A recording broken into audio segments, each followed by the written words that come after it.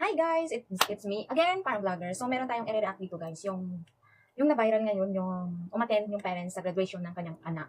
So maraming nagko-comment doon. So ito guys, pakinggan nyo kung ano yung comment doon, ano yung outfit doon, yung naka-black and then nakamahaba na saya. Ilonggoan ko na lang kay yari din na ilonggo man siya, tapos may ilonggo na. So may comment din rin no, na kalain daw ko ng attire niya, kay sexy daw siya. Tapos ang nag-comment dito ay isang nag-react dito. Wow, daw hindi man makusla ng iyang itsura, kapag hikay gid siya, kung ano gid ang suot tong nanay sa tong sexy kayo nga naka-black naka-tube daw kuno dito formal ang iyang ginasukso. Hoy, ikaw gani lang tawag ikaw lingon mo, hindi gani kayo sa kilay mo gagawin pa. Hikay. Well, deserve jud nimo mabash ate girl. Kay naka-tube ka sa graduation day. Kung attend man gani ka sa graduation day, you should wear a casual dress or a formal dress. Okay? That's all. Pati mo? Lantawan niyo pala ni guys, ariyo na amo ning sige ka, ano dito na matrending na itong babae, nga, ang bayo daw ko no, kalain daw.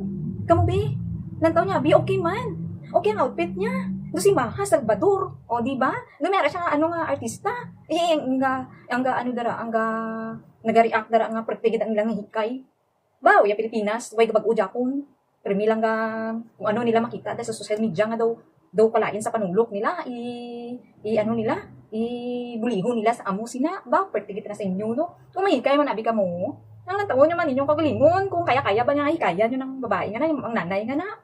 So, wala ka mo lambot, dara, kung amo man tanan na suksukon niya, nami man tanan nantawon sa iya, kamo man tinyo, sige man kamo, basda sa iya, nga amo daw ni kalain, ba, nalang maan ko sa inyo. Inyo na bata ha, mag-graduate? Kung bata yung mag-graduate, suksok ka mo to sang ano, may ara man tanan siya kwarta, hindi man tanan inyong kwarta na ano. Hindi man tanan inyo na kwarta nga inyo gimbakal na kay inyong sukso, iya din sukso. Di ma-comment ka mo hindi iya. So wala ka mo lambot. Kung magsuksok man sa sang bayo, nga amo na kanami. So hindi nyo balaan nga mas mahal gali na ang bayo niya kaysa bayo nyo. Tapos sige lang mo kuminto dara abi nga hindi formal daw ko ng suksok niya. Ba, maan. So, yung mga ganun guys, Tagalogin naman natin para yung iba makakaintindihan naman ng Tagalog kasi Ilonggo ako and mixed Bisaya char. So, yun ganun guys. Pag Pinoy talaga, alam mo yung, nakita mo yung, ang ganda ng outfit niya. Tapos yung iba naman is, hindi naman siya inaano. Alam mo yung, pangit na nga siya.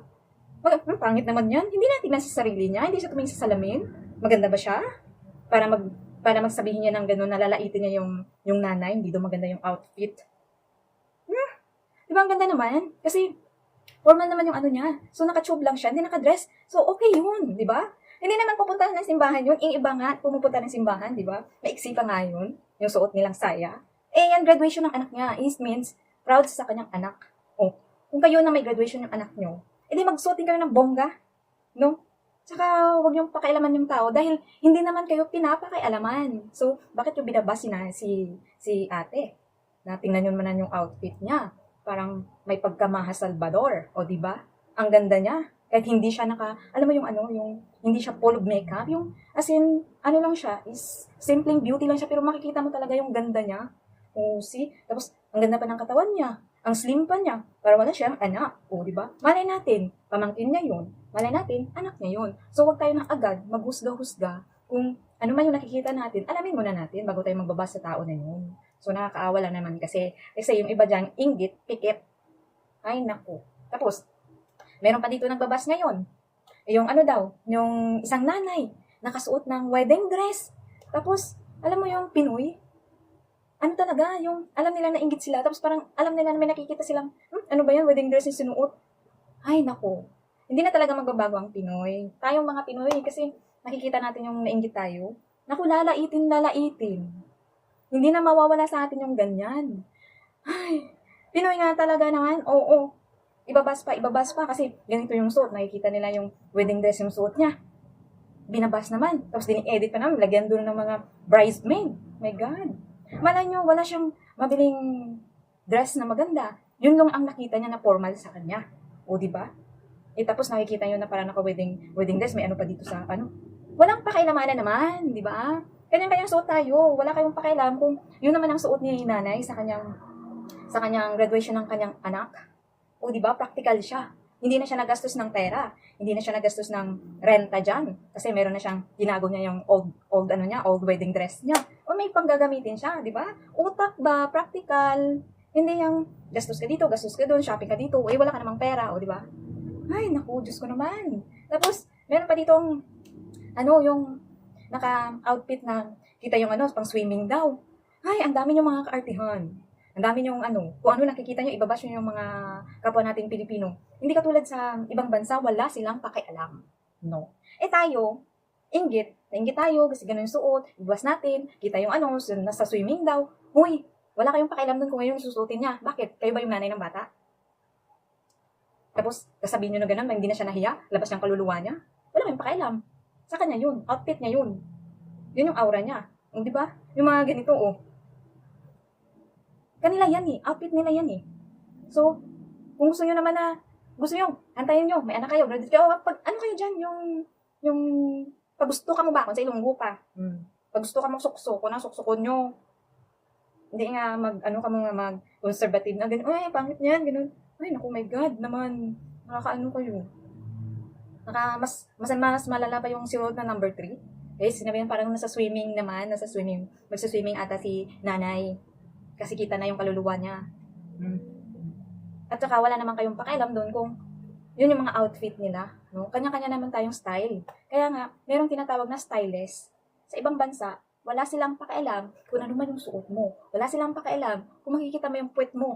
Wala silang pakialam kung hindi ka nakasuot ng bra, hindi ka yung open yung naka-swimsuit ka. Wala silang pakialam. They don't care. Kasi kanya-kanya naman tayo ng stylist, kanya-kanya tayong outfit, kanya-kanya tayong pera. So, Pilipinas is pag nakikita sexy naman, saan galing yan, ganito, saan nagaano yan. Di ba? Inggit kasi tayo mga Pilipino. Yun lang. That's a mark of Philippines. Ng Pinoy talaga, inggit, laging naiinggit. Bakit hindi natin walain yan sa ating isipan? Huwag tayong manginggit. Tingnan muna natin yung sarili natin kung kaya natin yan. Kung confidence ba tayo sa ating sarili, kung kaya ba nating suotin yan. O, di ba? Kung kaya na suksukan nyo, kung may kwarta ka mo pang bakal. Hindi nga sinisagad ka mo ka tanaw sang iban nga maraw ay man gani sang inyo nga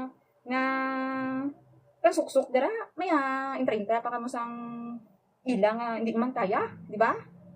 Nakakaloka yung ganito. Ay nako. So yan muna guys. At comment kayo kung saan yung bet nyo dyan sa tatlo na yan, yung nire-react natin.